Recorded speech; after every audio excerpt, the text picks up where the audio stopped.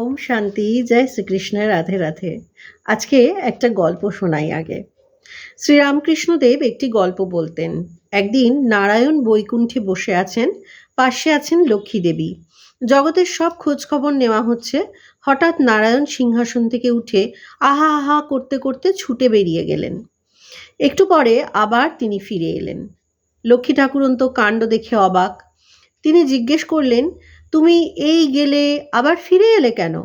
নারায়ণ বললেন, হে হ্যাঁ, আমার এক ভক্তের বড় বিপদ ঘটেছিল।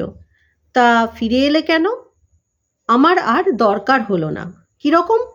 নারায়ণ তখন বললেন, দেখলুম আমার একটি ভক্ত আমার নাম কীর্তন করতে করতে আত্মভোলা হয়ে পথ দিয়ে যাচ্ছিল। রাস্তার ধারে ধোপা যে কাপড় শুকোতে দিয়েছিল তা সে দেখতে পায়নি। কয়েকটি কাপড় মারিয়ে ফেলেছিল। তাই দেখে ধোপা তাকে লাঠি নিয়ে মারতে এসেছিল। ভক্তের অবস্থা দেখে আমি তাকে রক্ষা করতে ছুটে গিয়েছিলুম, কিন্তু আর দরকার হলো না। ভক্ত নিজেই আত্মরক্ষা করবার জন্য একটি ঢিল কুড়িয়ে নিয়েছে। আমি তাই ফিরে এলুম।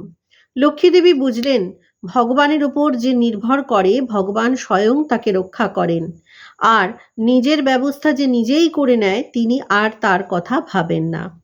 সন্তান যখন ছোট থাকে তখন মা বাবা শিশুর সমস্ত ভার নেন। শিশুও জানে তার মা আছে, বাবা আছে।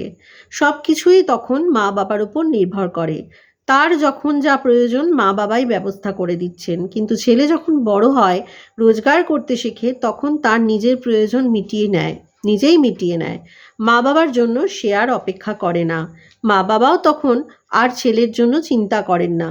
নাবালকের জন্য নাবালকের জন্যে ওছি দরকার। সাবালক হয়ে গেলে আর ওছি দরকার হয় না। তেমনি বিরাট এই বিশ্বজগতের নিয়ন্তা সর্বময় কর্তা যে ভগবান, তার তুলনায় মানুষ কত ক্ষুদ্র, কত শিশু। সেই অনন্ত জগতের তুলনায় মানুষ সামান্য, অতি নগণ্য।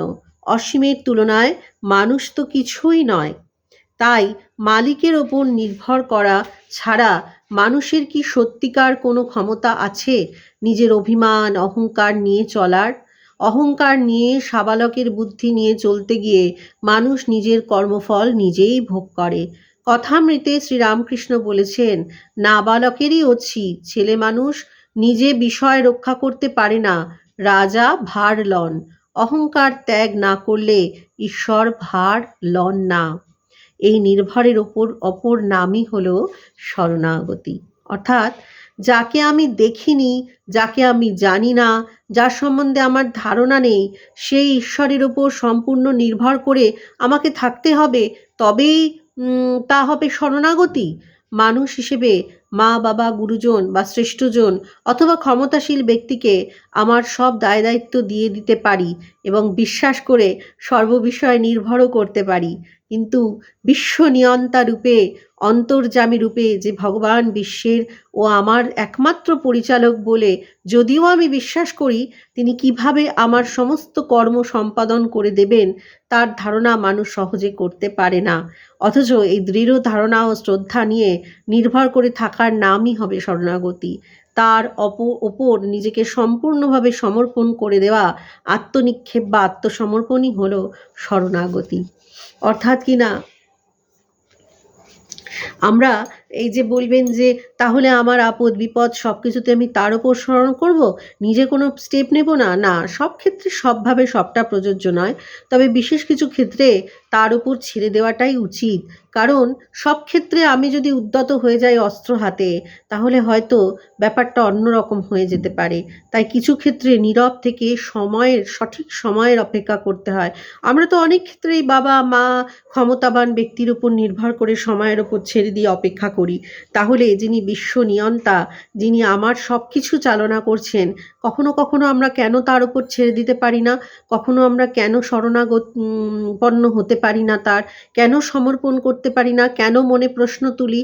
কেন প্রশ্ন জাগে যে কেন তার উপর ছেড়ে দেব, আমাকেই করতে হবে?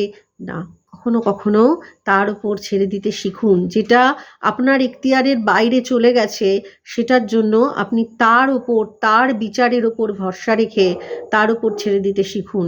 না হলে যে চক্রব্যূহটা রচনা হবে, সেই চক্রব্যূহে আপনি নিজেই আটকা পড়বেন, নিজেই জড়িয়ে পড়বেন, এবং সেখান থেকে বেরোবার পথ যখন পাবেন না, তখন কিন্তু সেই ঈশ্বরের শরণাপন্নই হতে হবে সেখান থেকে বেরোনোর পথ দেখানোর জন্য।